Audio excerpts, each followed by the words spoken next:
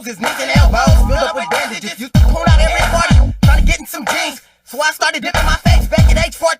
And now Southern Nevada is abuzz tonight with stories about the crash of an unknown object and the alleged sighting of strange creatures in the backyard of a Northwest Valley home. So it was last night that 8 News Now investigator David Charnes reported about how Metro Police responded back on May 1st after receiving a strange call from a very frightened family. Well, our report generated a global response, and now piecing together the sequence of events has been kind of tricky, in part because the primary witnesses have been almost as elusive as the beings they say they encountered. Chief Investigator George Knapp is as perplexed as the rest of us. George. As you know, this is not our first UFO rodeo. We first heard about the incident in early May via the Metro Police grapevine. The incident has a lot in common with other bizarre cases from around the world: an alleged crash, strange beings, and bits and pieces that don't make sense. But the police took this seriously, and so do we. Just before midnight on April 30th, skywatchers across several western states saw a bright fireball streak through the heavens. A police officer working in the Northwest Valley caught a glimpse of the colorful object on his body cam. At nearly the same time, a Ring camera in the area recorded a strange noise and what sounds like a crash. One family living in a ranch-style home had a much closer view of the object. Two brothers and their father were working on a vehicle in their yard when they caught a glimpse of a sparkly object as it came crashing down, then were hit by what they describe as a shock wave. One of the witnesses, a young man named Angel, has stated when the brothers looked into the yard where the object landed, that spot was obscured and blurry, as if by unknown form of camouflage. What they saw next prompted a frantic call to 911. So there's two people or two subjects that are in your backyard?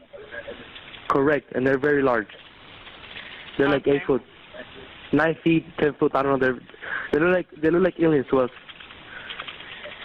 Big eyes. They have big eyes, like I can't explain it. And big mouth.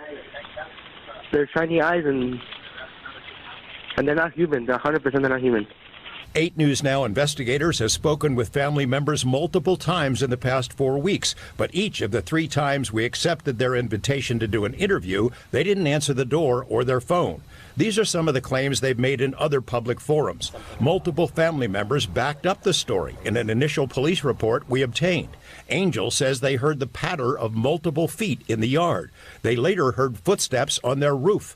They saw one of the 8-foot-tall creatures climb behind the controls of a large front loader stored in the yard as if trying to engage it. He got a good look at one of the creatures, he said, a greenish-grayish being with large eyes and long legs. He says he could hear its deep breaths, and when he locked eyes, he was, in essence, frozen in place, couldn't move. In the middle of the yard where the object had crashed, then vanished, a circular impression was left in the soil. Okay, where is this on your property? Metro sources say the police dispatcher initially wondered whether to send a crisis intervention team to help the troubled witness, but then took the incident seriously. 2 officers arrived 38 minutes after the call, and by then had heard from other officers. They proceeded cautiously and managed some nervous laughs. I ain't dealing with that.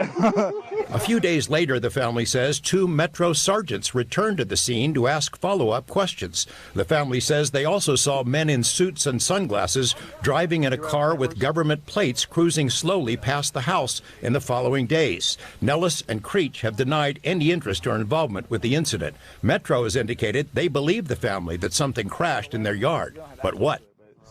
Man, this shit whack, man. I just found this shit fun, man. I don't understand. It's like pause ain't no good, man. Bitch be calling me tapping that shit, man.